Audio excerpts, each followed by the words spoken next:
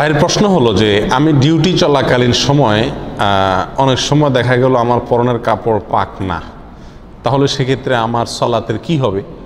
প্রথম কথা হলো যে একজন মুমিন, একজন মুসলমানের কাপড় সব সময় পরনের কাপড় কি থাকবে? পাক থাকবে। আর সেটার পদ্ধতি কি? সেটার পদ্ধতি হলো পেশাবের পরে পানি ব্যবহার করতে হবে, টয়লেটের পরে পানি ইউজ করতে হবে ভালো করে, যাতে করে নাপাকি কাপড়ে বা শরীরে না লাগে, সেটা খেয়াল রাখতে হবে। যদি আপনি সবসময় এটা খেয়াল রাখেন তাহলে সেক্ষেত্রে আপনি সবসময় কি থাকবেন? পাক পবিত্র থাকবেন। আমাদের দেশে অনেক লোককে যদি আপনি নামাজের কথা বলেন তো বলে ভাই কাপড় ঠিক নেই। এটা একটা হাস্যকর কথাবার্তা। কেন কাপড় ঠিক নাই? আপনার কি ডায়রিয়া হয়েছে? কেন কাপড় ঠিক নেই? এটা তো কোনো যুক্তির কথা না যে আমার কাপড় ঠিক নেই। মুসলমানের কাপড় তো সবসময় কি থাকবে? ঠিক থাকবে। আপনি যখনই পেশাব করবেন, যখনই পায়খানা করবেন, তখনই সঙ্গে সঙ্গে আপনি কি করবেন? পানি ব্যবহার করবেন, তাহলে তো আপনার কাপড় ঠিক থাকে। অতএব কাপড় ঠিক রাখা তো খুব সহজ কাজ, ঠিক না? আমি ঠিক বিধায় আমাদেরকে এদিকটা খেয়াল রাখতে হবে যে আমার কাপড় সবসময় কি থাকতে হবে? ঠিক থাকতে হবে। এরপরেও যদি কখনো অসতর্কতাবশত আমার কাপড়ে পেশাব লেগে গেল বা নাপাকি লেগে গেল, তাহলে সেক্ষেত্রে সমাধান হলো যেই জায়গায় লেগে গেছে ওই জায়গাটুকু ধুয়ে ফেললেই চলবে। শুধু ওই জায়গাটুকু ধুয়ে ফেললেই কি চলবে। অনেকে মনে করেন যে কাপড়ে যেহেতু এক জায়গায় নাপাক লাগছে তাহলে কি করতে হবে? পুরা কাপড় ধুইতে হবে। ব্যাপারটা এরকম না। যেই জায়গায় নাপাক লাগছে শুধু ওই জায়গাটাকে ধরে আপনি কি করে ফেলেন? ধুয়ে ফেলেন। অনেকে মনে করে যত জায়গায় নাপাক লাগুক না কেন কাপড়ের যে কোনো এক কোণা ধুইলেই পাক হয়ে যাবে। এটাও সঠিক না। নাপাক লাগলো এক জায়গায়, আপনি ধুলেন আরেক জায়গায়, এটা তো কোনো যুক্তির কথা না। কাটা গেছে এক জায়গায়, মলম দিচ্ছেন আরেক জায়গায়, হবে? অতএব আপনার খেয়াল রাখতে হবে যে কাপড়ে নাপাক লাগলে যেই জায়গায় নাপাক লাগছে সেই জায়গায় কি করতে হবে? ধরে ওই জায়গাটুকু ধুয়ে ফেলতে হবে, ধুয়ে আপনার চিবায় ফেলতে হবে, বাস, তাহলে পাক হয়ে যাবে। যদি ওই জায়গাটা আপনি নির্দিষ্ট করতে না পারেন, হারিয়ে যায়, এমন জায়গায় পেশাব লাগছে, লাগে শুকিয়ে গেছে, আপনি ঠিক জায়গাটা ধরতে পারছেন না, এরকম যদি হয় তাহলে সেক্ষেত্রে আপনার ওই কাপড় পুরাটাই কি করতে হবে? ধুইতে হবে। কথা বুঝে আসছে? আর যদি ছিটা লাগে, কীরকম ছিটা? শুয়ের মাথায় যে পরিমাণ পানি থাকে সে পরিমাণ ছিটা যদি আপনার পেশাব করলে অনেক সময় আসে, হাড় বা শক্ত জায়গায় যদি পেশাব পড়ে এসে যায়, তাহলে সতর্কতা সত্ত্বেও যদি এরকম এসে যায় তাহলে ওইটা মাফ।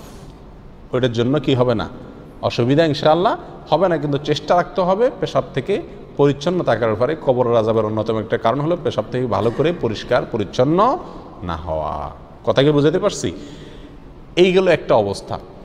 এখন যদি এমন হয় যে পুরা কাপড়ে নাপাক লাগছে অথবা কোন জায়গা লাগছে সেটা আমি ধরতে পারি নাই, এখন তো আমার কাপড় চেঞ্জ করতে হবে বা ধুইতে হবে, তো আমি এমন জায়গায় আছি যে জায়গা আমার বিকল্প কাপড় নেই, আমি করব কি?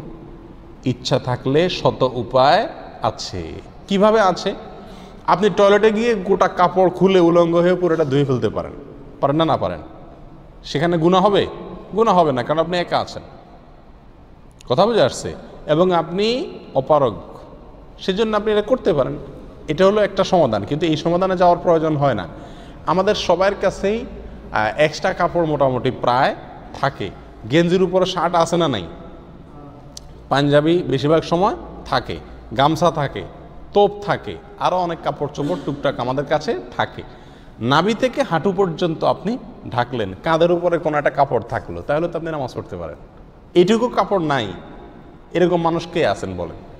আপনি যেখানে যে অবস্থা থাকেন এটুকু কাপড় থাকে কি থাকে না? তাহলে সালাত পড়ার জন্য কাপড় খারাপ, নাপাক লেগে গেছে, এরকম কোনো যুক্তি খাটে না। এখন আপনি হয়তো বলবেন যে আমি মসজিদে কিভাবে খালি গায়ে এসে নামাজ পড়ব? এটা কি সম্ভব? অসম্ভবের কিচ্ছু নাই। তো মানুষ হাসবে, হাসুক, আপনার তো ফরজ আদায় করতে হবে নাকি? আমার কাছে কি ফরজ আদায় করা বড় নাকি মানুষের হাসাহাসি থেকে বাঁচাটা বড়? এটা তো আমার ইমানের প্রশ্ন, এটা তো আমার ইমানের প্রশ্ন। অতএব নামাজ টাইম মতো পড়তেই হবে। আল্লাহ সুবহানাহু ওয়া তাআলা বলেছেন ইন্নাস সালাতা কানাত আলাল মুমিনিনা কিতাবাম মাওকুতা, নিশ্চয় নামাজ মুমিনদের জন্য নির্দিষ্ট সময়ের ভিতরে ফরজ করা হয়েছে। অতএব আমাকে নির্দিষ্ট সময়ে কি করতে হবে? নামাজ পড়তে হবে। আমাকে তার আগে অথবা পরে পড়া চলবে না।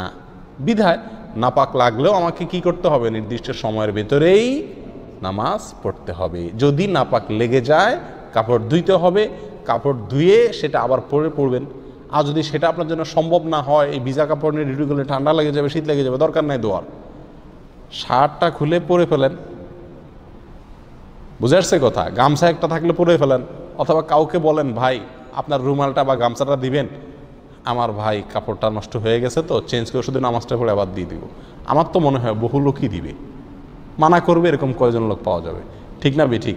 সব কিছু বাদ দেন, মসজিদের মুয়াজ্জিন সাহেব, খাদেম সাহেবকে যদি আপনি অনুরোধ করেন আপনাকে শুধু নামাজের জন্য হেল্প করবে না? অবশ্যই করবে। তাহলে বোঝা গেল যদি ইচ্ছা থাকে শত উপায় বের হয়ে যাবে ইনশাআল্লাহ। এক্ষেত্রে আরেকটা প্রশ্ন হলো যে অনেকেরই ডিউটির সময় যে পোশাক তিনি পরেন সে পোশাকে ময়লা টয়লা লেগে যায়, ধুলাবালু লেগে যায়, ঘাম লেগে যায়। তো সে অবস্থাতে আমরা অনেকে নামাজ পড়তে চাই না। প্রিয় ভাইয়ারা, আমরা আসলে নামাজের গুরুত্বই বুঝিনি। যদি নামাজের গুরুত্ব বুঝতাম তাহলে সেক্ষেত্রে সমুদ্রে ডুবে যাচ্ছি ওই সময়ও যদি নামাজের সময় যায় তখন ওই অবস্থায় আমি নামাজ পড়তাম। আমাদের গায়ে যদি ডিউটির পোশাক থাকে আর সেই পোশাক ময়লা হয়ে যায়, সম্ভব হলে পোশাক চেঞ্জের মতো সময় যদি ডিউটির ভিতরে পাওয়া যায় তাহলে আমি বিকল্প পোশাক এটা রাখবো যেখানে আমি ডিউটি করি সেখানে। আর যদি সেটা কঠিন হয়ে যায় দরকার নেই, আপনি ডিউটি পোশাকে কি করবেন? নামাজ আদায় করবেন।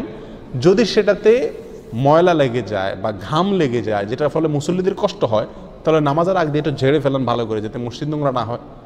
আর আতর রাখেন, একটু লাগাই নেন যাতে মসজিদে মুসল্লিদের আপনার ঘামের কারণে কষ্ট না হয়। এক কথায় কাপড় ঠিক না, এই অজুহাতে নামাজ না পড়ার কোনো সুযোগ ইসলামে নাই।